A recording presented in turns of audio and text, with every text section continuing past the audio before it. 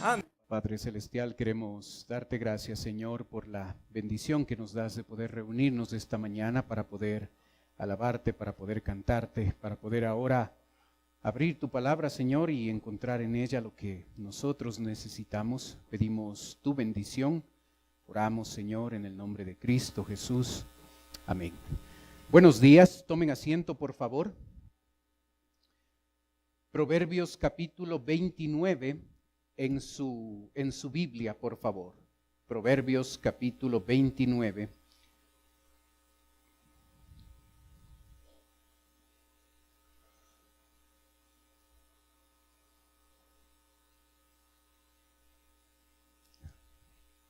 Por la gracia de Dios, nosotros somos nuevas criaturas. Y eso debe llevarnos a tener una distinta manera de vivir. Se debe notar en nuestro día a día que vivimos de manera diferente. Proverbios 29 nos muestra 4 aspectos, de los cuales 3 vamos a estudiar esta mañana, en los que la vida de un creyente debería cambiar, debería ser notorio en estas 3 áreas que nosotros vivimos de manera distinta. El primer principio tiene que ver con nuestra relación con la palabra de Dios. El versículo 1, observe lo que dice. El hombre que reprendido endurece la cerviz, de repente será quebrantado y no habrá para él medicina. El versículo habla de reprensiones. Las reprensiones pueden venir de diferentes personas, de un jefe, de un padre, de un amigo, de un desconocido. Pero cuando se usa la palabra reprensión, se está enfatizando la reprensión que viene a través de la palabra de Dios, a través de Dios. Así es que nosotros, como hijos de Dios, llegamos a tener una necesidad, o deberíamos tener una necesidad de la palabra de Dios. La reprensión de Dios está dada en nuestra vida cuando nosotros estamos yendo por el camino equivocado, el camino incorrecto. Y la palabra de Dios, a través de la reprensión, nos muestra que debemos volver al sendero. Redarguir es la palabra que aparece en el Nuevo Testamento, la misma que aparece reprensión allá en 1 Timoteo. La Biblia nos dice también en el versículo 18, sin profecía el pueblo se desenfrena, mas el que guarda la ley es bienaventurado. La palabra profecía es interesante acá porque significa visión espiritual, haciendo referencia a la guía de Dios que cada uno de nosotros necesitamos. Así es que necesitamos la palabra de Dios para que ésta nos reprenda cuando estamos saliéndonos del camino. Necesitamos de la palabra de Dios para que ésta nos guíe en nuestro diario vivir durante este tiempo que estamos aquí en esta tierra. Sin profecía el pueblo se desenfrena. Profecía, visión espiritual. La palabra visión es muy usada generalmente a nivel de empresas, a nivel de empresarios, a nivel de negocios. La palabra visión es usada. Esa palabra es usada para describir lo que un negocio, lo que una empresa quiere llegar a ser después de cierta cantidad de tiempo, cierta cantidad de años. Así es que un empresario visionario es aquella persona que tiene la capacidad de observar el futuro como si estuviera presente. Cuando vemos a un empresario con visión, observamos que guía a sus empleados a trabajar con ciertos objetivos y ciertos parámetros para que la visión que él tiene del futuro llegue a ser una realidad después de algún tiempo. Se destacan personas, aún en lo secular, que llegan a ser hombres visionarios, que llegan a llevar a una empresa por cierto camino y después se llega a convertir en lo que era el sueño, era la visión de cierta persona. Tenemos múltiples ejemplos. La diferencia con nuestra palabra profecía es que la visión espiritual es perfecta. Dios conoce mejor que nadie el futuro.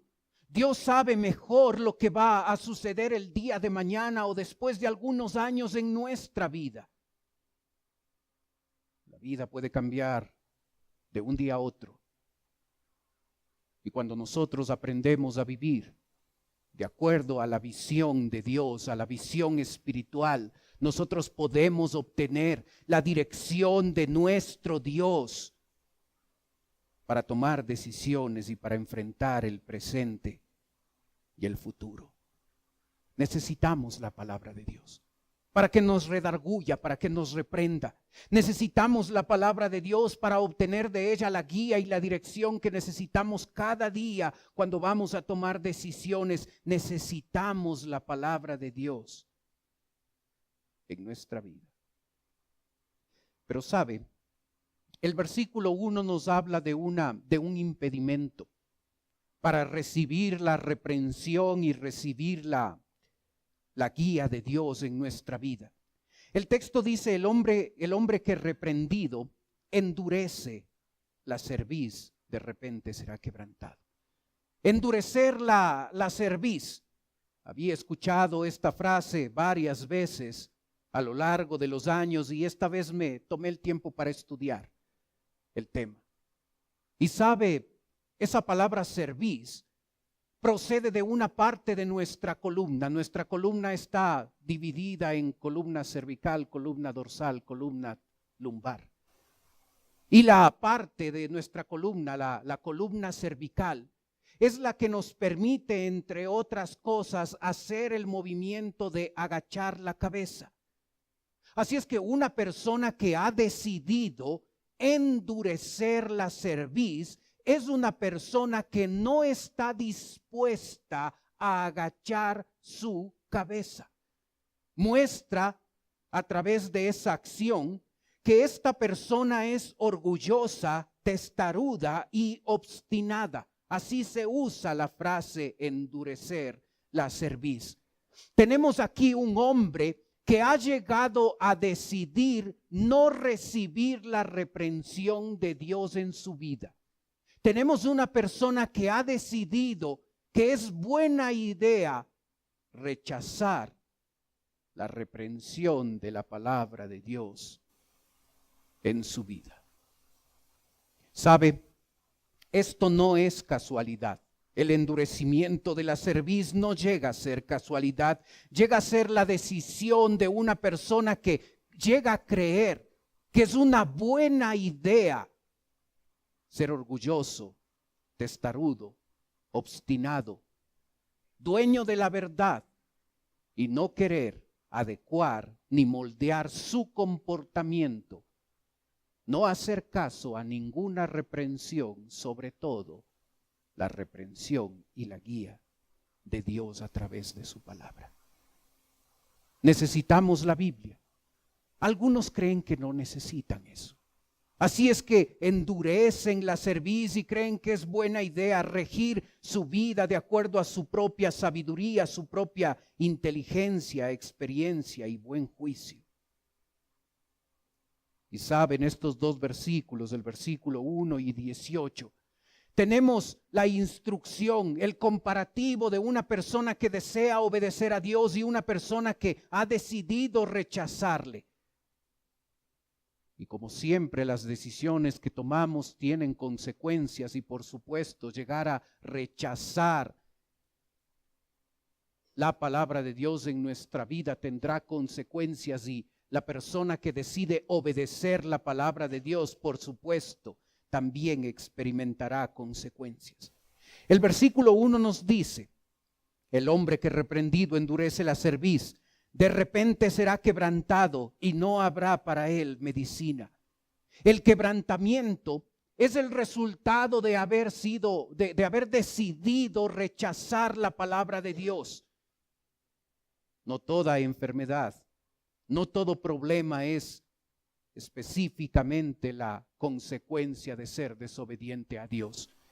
Pero existen algunos problemas y algunas dificultades que Dios ha permitido en la vida de una persona cuando esta persona ha decidido desobedecer a Dios. ¿Sabe? Otra consecuencia de desobedecer a Dios nos la muestra el versículo 18. Sin profecía el pueblo se desenfrena. La palabra desenfrenar implica descontrolado. Significa que una persona se está acostumbrando a pecar. Le gusta ese estilo de vida en el que el pecado es parte de la vida y no quiere saber nada de Dios, no quiere saber nada de su palabra. Así es que la persona que ha decidido desobedecer a Dios puede tener la seguridad de que llegará a cosechar quebrantamiento y llegará a cosechar una vida pecaminosa, una vida apartada de Dios. Y mientras más permanezca en esa situación, llegará un punto en el que ya no exista oportunidad para retomar la vida. De repente será quebrantado y no habrá para él medicina. Así es que en la soberanía de Dios a veces algunos no regresan al camino correcto porque se han endurecido su cerviz y ahora están cosechando las consecuencias de esa decisión de apartarse de Dios. Por supuesto, aquel que llega a escoger la obediencia de la palabra de Dios en su vida, también llegará a experimentar consecuencias. Observe el versículo 18. Sin profecía el pueblo se desenfrena, mas el que guarda la ley es bienaventurado. Aquella persona que escoge guardar la palabra, aquella persona que escoge obedecer a Dios, aquella persona que ha decidido dar tiempo a la obediencia a la palabra de Dios, llegará a ser bienaventurado. Bienaventurado significa doblemente feliz. Bienaventurado significa bendecido. Así es que, hermano, tú y yo, si queremos ser felices y queremos ser bendecidos por nuestro Dios, el único camino es la obediencia a su palabra. Si tú escoges desobedecer a Dios, el quebranto y el desenfreno serán las consecuencias que debas asumir. Si escoges la obediencia a la palabra de Dios, la bienaventuranza será la consecuencia que llegues a experimentar. Así es que en nuestro diario vivir, en nuestra vida diaria se debe notar que vivimos en una relación distinta con la palabra de Dios, en una relación diferente con nuestro Dios. Se debe notar en el día a día que vivimos en esta área espiritual de manera diferente.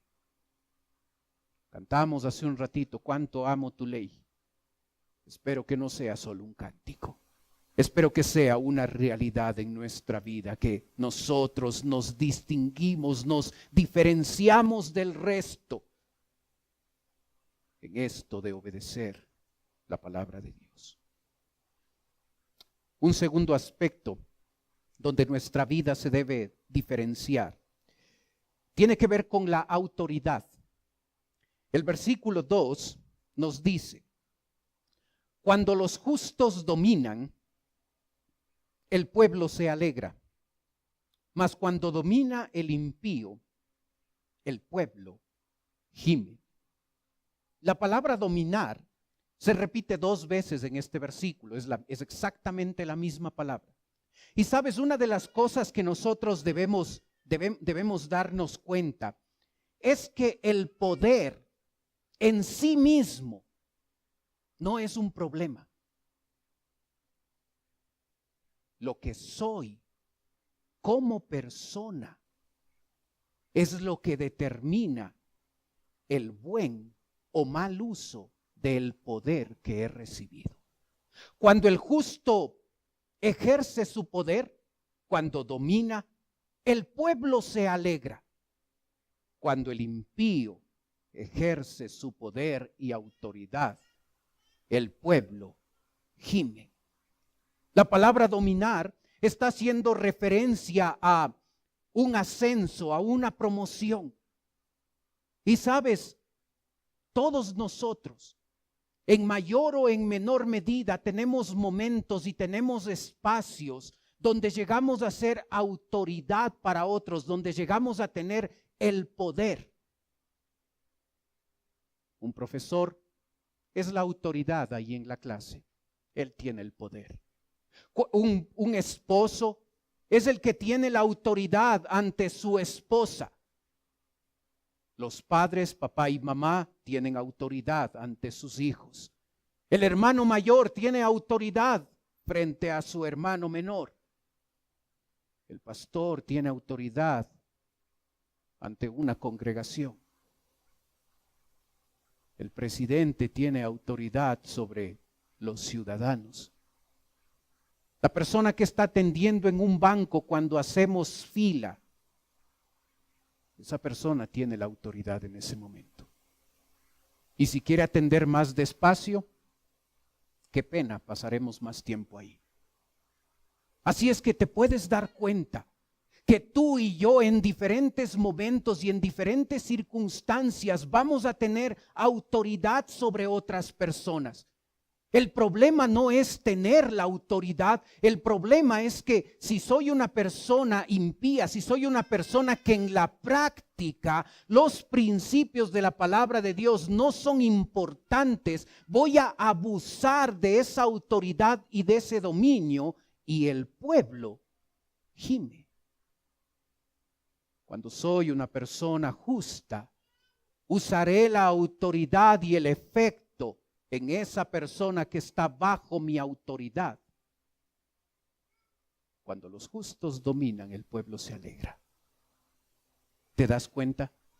Así es que es importante que nosotros entendamos claramente este aspecto de la autoridad y de las autoridades en nuestro país y cómo nosotros en momentos también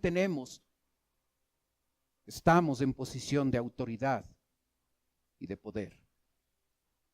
Se desea que la autoridad llegue a tener estabilidad.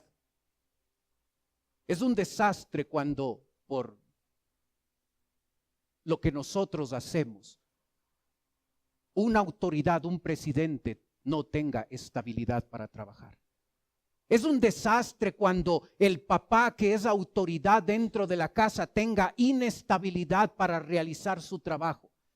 Es un desastre cuando un profesor en una escuela, en una clase, llega a perder la autoridad.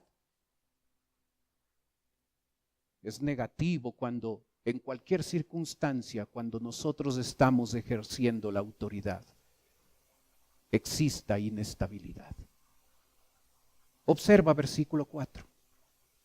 El rey con el juicio afirma la tierra, mas el que exige presentes la destruye. La palabra juicio es esa justicia aplicada al día a día. Y cuando el rey, la persona que está en autoridad, legisla, hace las cosas correctas, determina parámetros y conceptos que llegan a ser justos, la tierra se afirma. Observa el mismo concepto en el versículo 14. Del rey que juzga con verdad a los pobres, el trono será firme para siempre. La estabilidad de una autoridad está determinada por ser una persona que llega a ser un individuo que procede con justicia, que vive de manera correcta. Así es que si un país necesita estabilidad, necesita un presidente que ejerza la autoridad con justicia. Si en nuestra familia necesitamos autoridad para ser los esposos que debemos ser, necesitamos aprender a vivir de manera justa. Si el profesor necesita autoridad frente a sus estudiantes, necesita actuar con justicia verdadera. Si el jefe necesita autoridad sobre sus empleados, necesita vivir con justicia verdadera. ¿Te das cuenta lo que da estabilidad a la autoridad? ¿Sabes? Las personas que llegan a estar en una posición de autoridad van a llegar a necesitar un equipo de trabajo. Por supuesto, el presidente necesita a los ministros y gobernantes. En la familia, el papá necesita de una mamá que haga equipo y funcione bien. En la oficina, el jefe necesita un equipo de trabajo. Observa un detalle importante en el versículo 12 en torno al equipo de trabajo. Si un gobernante atiende la palabra mentirosa, todos sus servidores serán impíos. Sabes, hay una característica del ser humano. Tenemos nosotros la tendencia de acercarnos, de unirnos, de ser atraídos, de asociarnos con personas que tienen básicamente la misma manera de pensar y la misma manera de vivir. Seguramente nuestros mejores amigos son aquellos que en lo básico son bastante similares a nosotros. El ser humano tiende a asociarse con personas que son similares a él. Si quiero vivir en pecado, mis mejores amigos no serán cristianos. Serán personas que vivan de esa forma y me asociaré a esa manera de vivir. Si quiero vivir en santidad, empezaré a asociarme con otras personas, con otros hermanos que también tienen ese objetivo en su vida. Si quiero ser un buen padre, me acercaré a aquellos que tienen esa característica y empezaré a asociarme con esas personas. Observa, si un gobernante atiende la palabra mentirosa, todos sus servidores serán impíos. Si soy un gobernante que quiero vivir pecando, si tengo autoridad y quiero proceder de manera equivocada, de manera incorrecta, si quiero vivir en el soborno, en hacer cosas incorrectas y equivocadas, buscaré que mis aliados, las personas que me apoyan, también son personas que les gusta vivir en el pecado, en el soborno, en las cosas incorrectas. Porque usualmente buscamos personas de nuestra misma calaña para asociarnos, para que formen parte de nuestros equipos. El verso 26 nos muestra un cuarto aspecto en torno a la autoridad. Muchos buscan el favor del príncipe, mas de Jehová viene el juicio de cada uno. Sabes, no hay nada de malo en buscar el favor del príncipe. Todos nosotros nos hemos acostumbrado a proceder así. Así es que si una persona tiene autoridad en cierto lugar, en cierto momento, y nosotros somos amigos, vamos a buscar un favor. Así es que si necesito un turno en el IES y sé que hay alguien adentro que es amigo mío, voy a hacer una llamada telefónica. Si necesito algún trámite, alguna cosa que se va a hacer en una institución y tengo un amigo, un conocido allá, voy a pedir un favor para que la cosa se agilite y la cosa pueda ser mucho más fácil. No hay nada de malo en buscar el favor del príncipe, de la autoridad, de la persona que tiene influencia en algún lugar. Lo negativo, lo incorrecto, es cuando nosotros llegamos a buscar el favor del príncipe de manera pecaminosa, de manera incorrecta. Cuando buscamos el favor del príncipe a través del soborno, a través de hablar de manera mentirosa, de engaños y de un proceder equivocado, es ahí cuando nosotros estamos buscando de mala forma el favor de la persona que está en autoridad. ¿Te has dado cuenta? Todos hacemos esto. Cuando tu hijo quiere permiso de tu parte, ¿qué hace? Se acerca nomás, buenito, sonriendo y papi, mami. ¿Te has dado cuenta? Todos hacemos esto, todos buscamos favor de la persona que está en autoridad.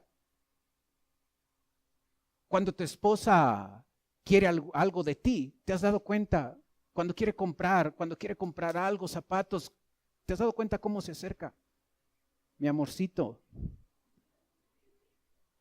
Todos actuamos así, no hay nada de malo con querer tener el favor de la persona que tiene autoridad. Lo malo es cuando lo hacemos de manera pecaminosa, y es ahí cuando la última parte del versículo 26 dice: mas de Jehová viene el juicio de cada uno, Dios no pasará por alto. Cuando nosotros buscamos el favor de manera pecaminosa. Cuando nosotros nos acercamos a esa autoridad y pasamos soborno, hacemos cosas malas para tener el favor. Así es que, como te puedes dar cuenta, Proverbios 29 nos habla mucho de la relación que tú y yo debemos tener con las personas que son autoridad. Y habla mucho también de cómo nosotros, en los momentos en que somos autoridad, debemos proceder con una justicia verdadera, con un comportamiento adecuado y correcto. Así es que en el día a día se debe notar esta diferente manera de vivir.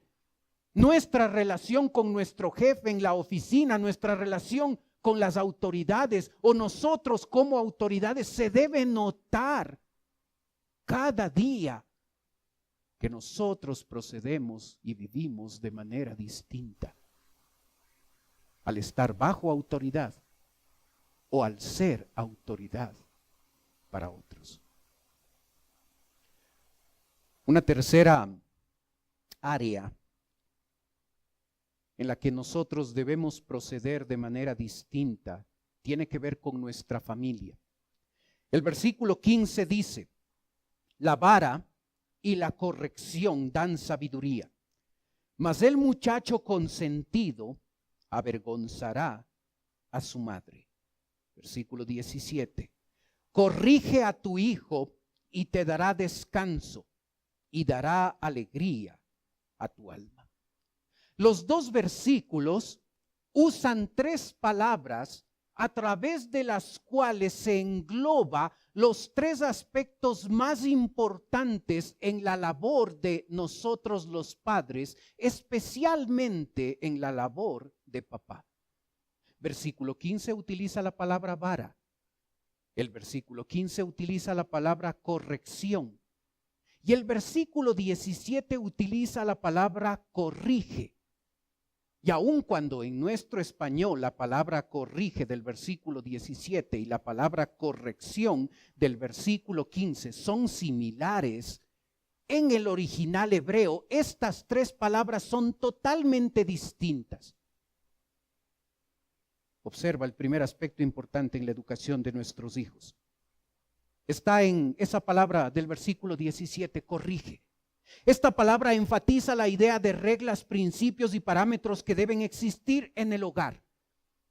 Esa palabra corrige está usada para hacer referencia a la enseñanza que nosotros debemos dar en casa, al establecimiento de reglas, de principios, de parámetros a través de los cuales nuestros hijos deben vivir.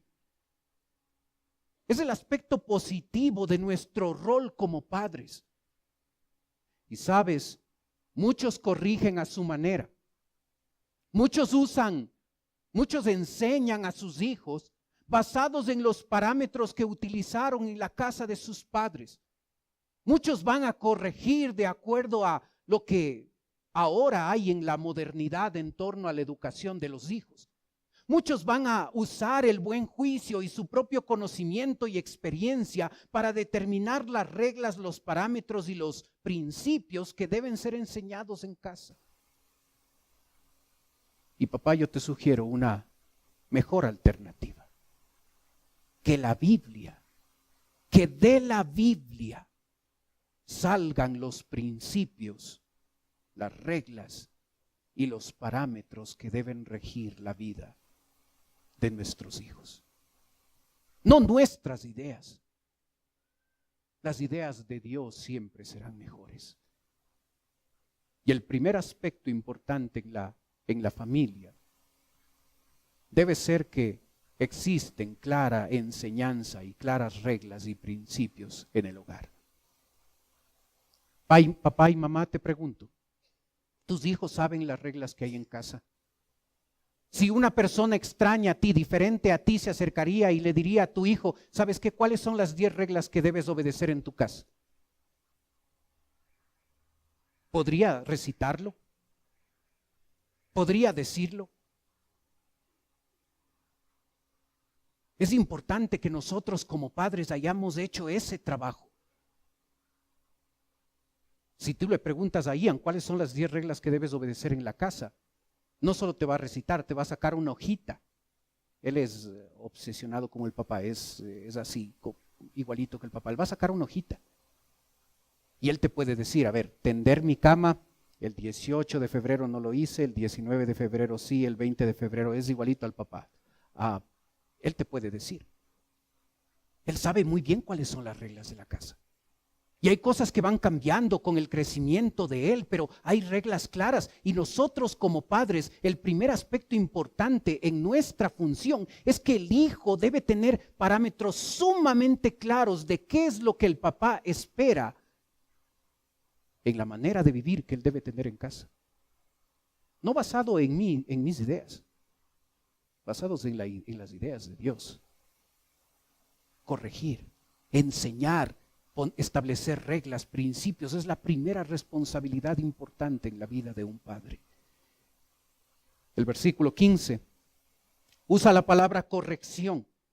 Y esta palabra corrección tiene la idea, enfatiza el trabajo de reprender al hijo a través de las palabras. Así es que cuando el hijo se equivoca, Padre, tú y yo debemos tomar la palabra de Dios y mostrar al hijo, redarguir al hijo, reprender al hijo, mostrarle cómo su comportamiento, cómo lo que hizo no está acorde a lo que Dios nos pide en su palabra y cómo le puedo ayudar otra vez a volver a la norma, a volver al camino y hacer lo que es correcto. Así es que ese es el segundo aspecto en la enseñanza de nuestros hijos. Reprenderlos, redarguirlos, mostrarles que se están saliendo del camino en esta área de su vida y cómo la palabra de Dios muestra el sendero por el que ellos deben ir. El tercer aspecto importante en la educación de los hijos está en el versículo 15, en esa palabra vara.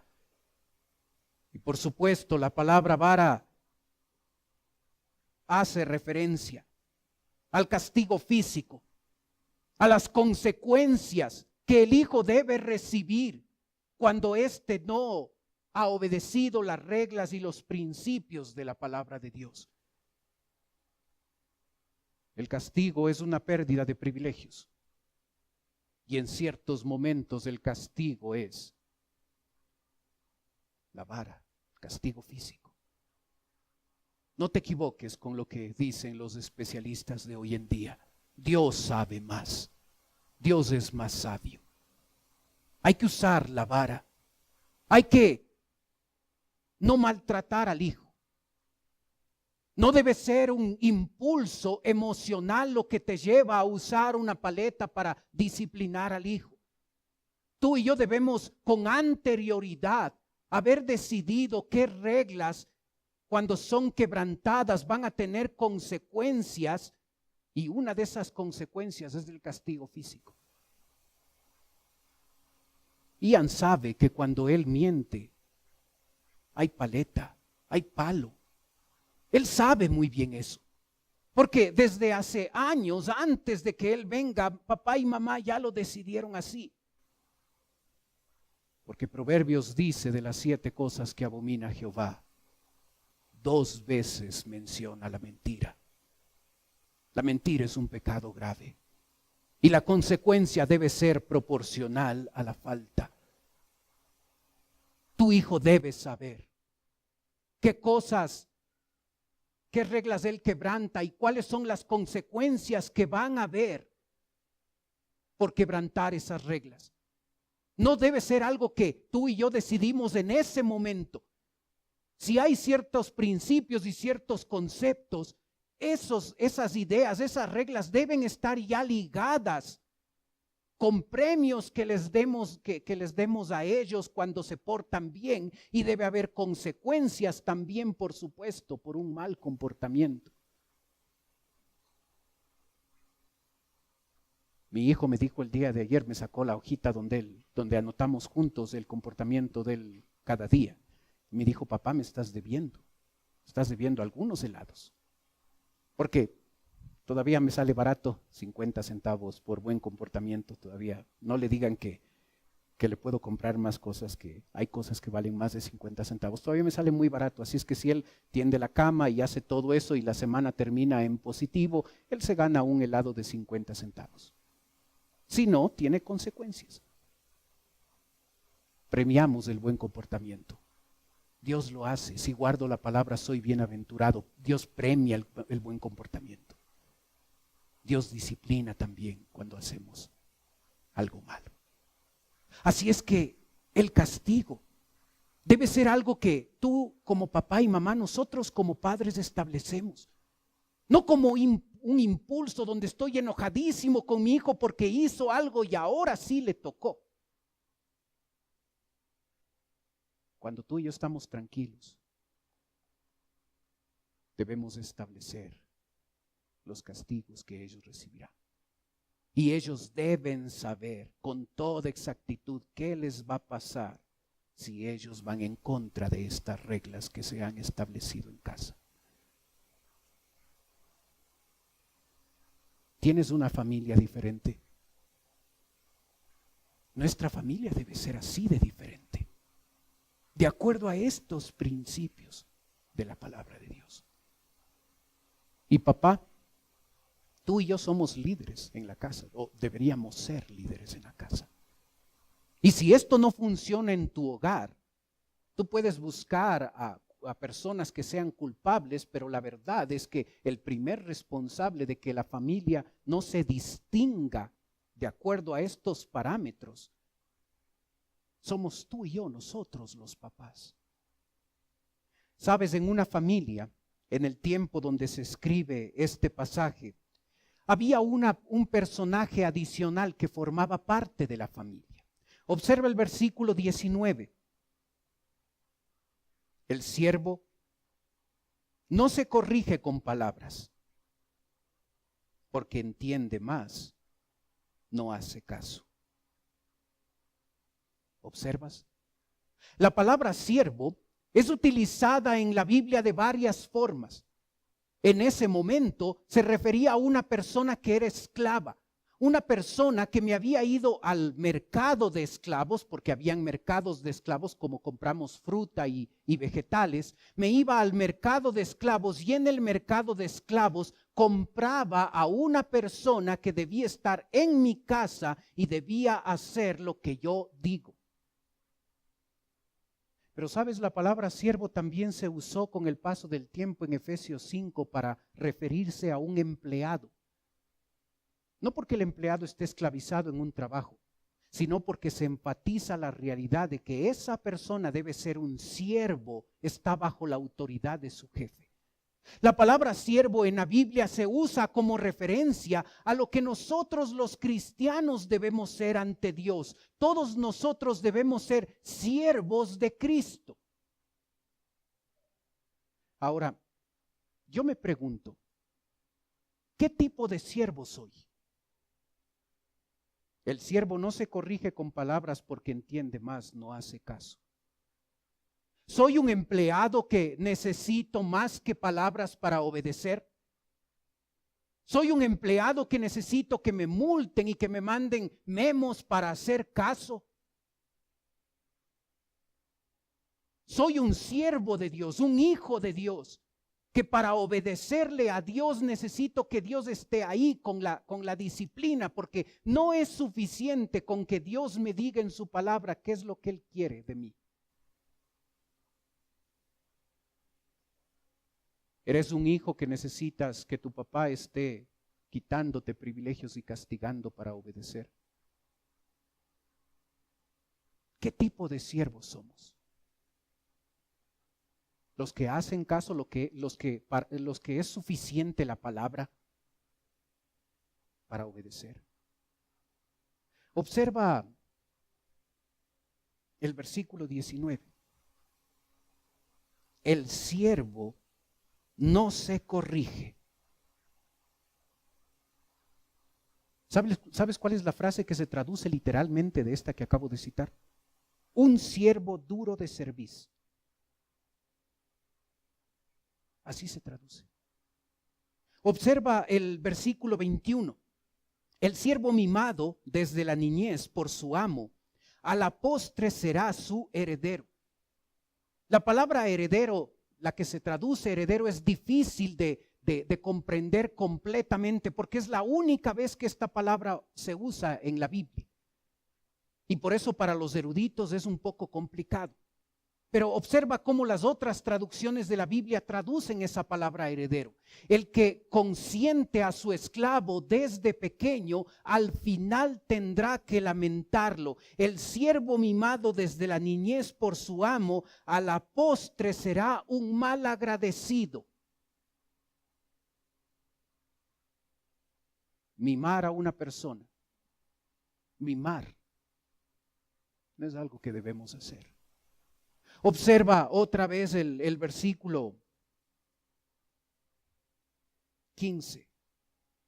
La vara y la corrección dan sabiduría, mas el muchacho consentido, el mismo concepto de mimado, consentido avergonzará a su madre. ¿Debemos dar amor a nuestros hijos? Por supuesto que sí. Pero es diferente el amor que el educar a hijos consentidos. Y sabes, papá y mamá, cuando tú y yo no educamos a nuestros hijos con vara, con corrección, con enseñanza, es vergüenza. Ese hijo será una vergüenza para la familia. Observas el versículo 17, corrige a tu hijo y te dará descanso y dará alegría a tu alma. Cuando hacemos bien el trabajo, el hijo será una fuente de alegría. No solo en nuestra casa, sino cuando ya salga de casa y forme su hogar. Papá, si tú y yo queremos vivir permanentemente avergonzados por cómo viven nuestros hijos, sea que estén en casa o sea que ya estén fuera de casa, el no poner corrección, enseñanza y consecuencias, ese será el efecto. Si tú y yo como papás no hacemos el rol que Dios espera que hagamos, la vergüenza será lo que cosechemos. Corrige a tu hijo y te dará descanso. ¿Y cuántos padres, aun cuando sus hijos ya no están en casa, cuántos padres viven con la tristeza, con la falta de paz, porque saben que sus hijos están viviendo mal?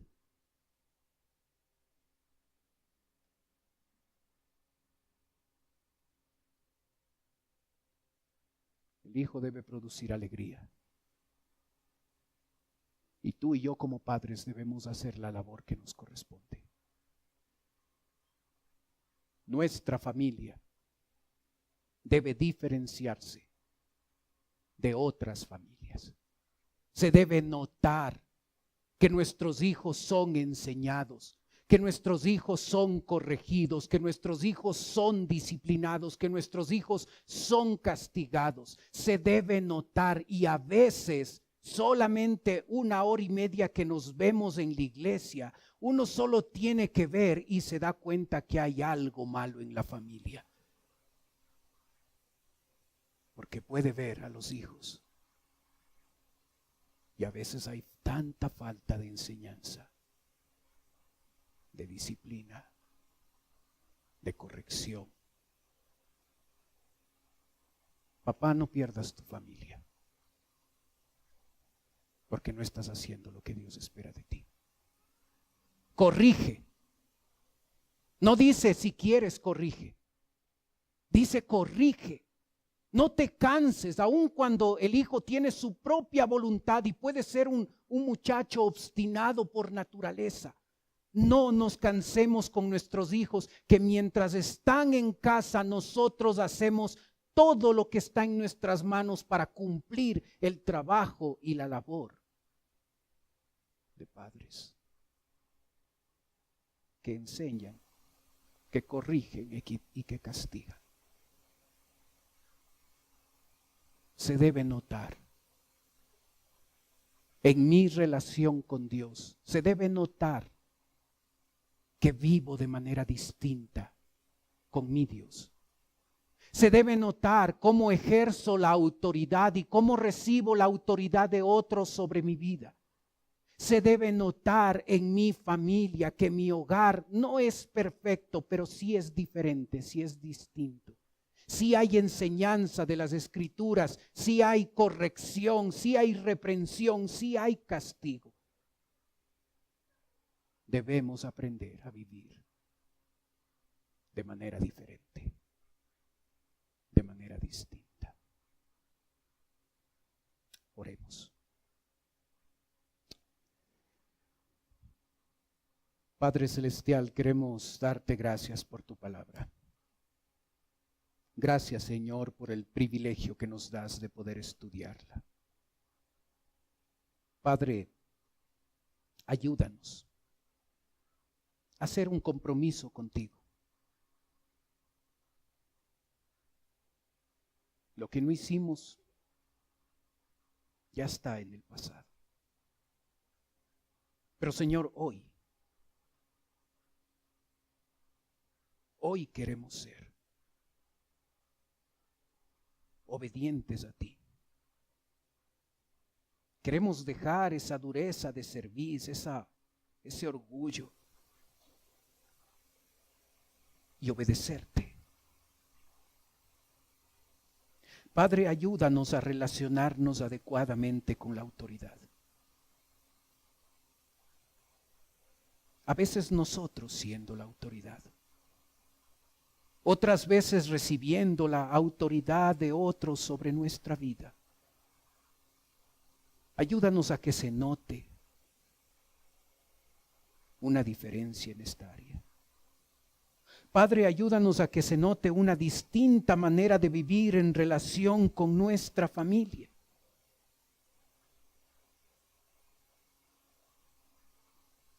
Que se vea en nuestro hogar, hijos enseñados, corregidos, reprendidos, castigados, instruidos por tu palabra. Ayúdanos, Padre, sobre todo a nosotros los papás, a llevar el liderazgo que nos corresponde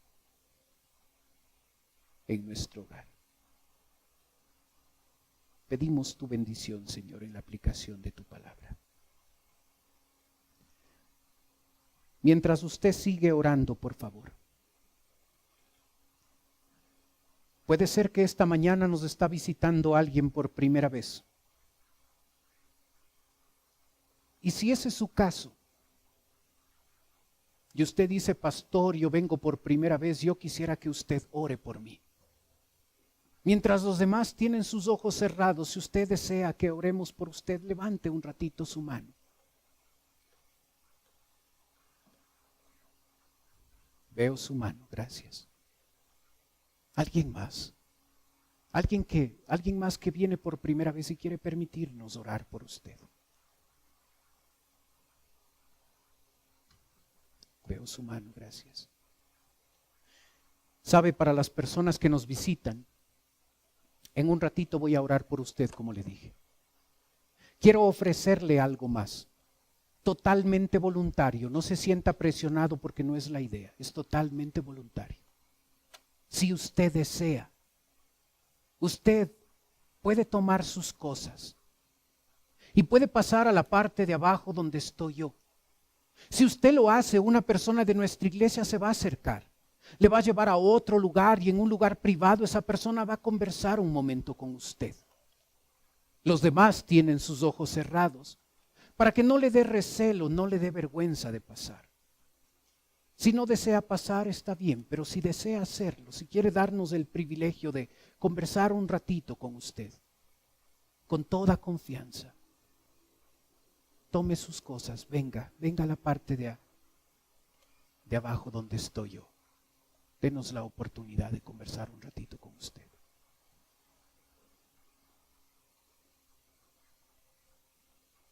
Venga nomás, con toda confianza, sí. Gracias por ser el primero.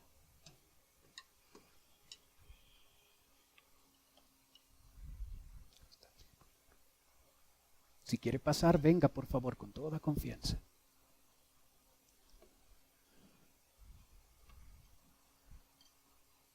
Padre Celestial, te doy gracias por las personas que nos visitan.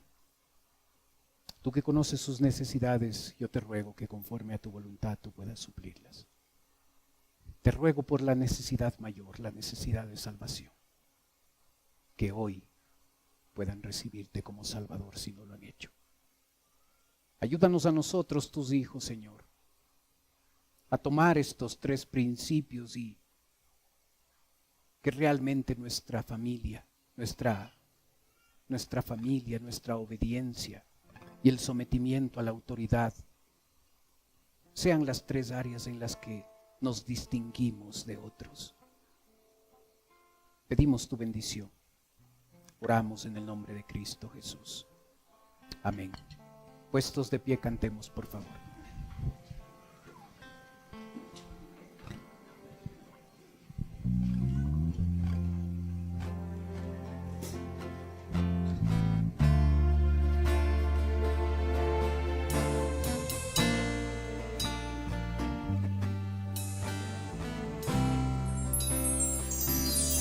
Hacemos hoy ante tu altar un compromiso de vivir en santidad. Hacemos hoy ante tu altar un pacto de hombres que te quieren agradar, con manos limpias, corazón puro para ti. Y hacemos hoy ante tu altar un compromiso de vivir en santidad.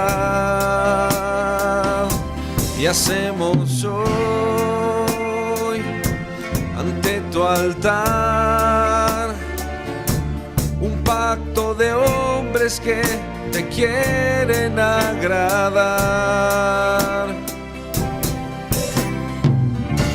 con manos limpias, corazón puro para ti.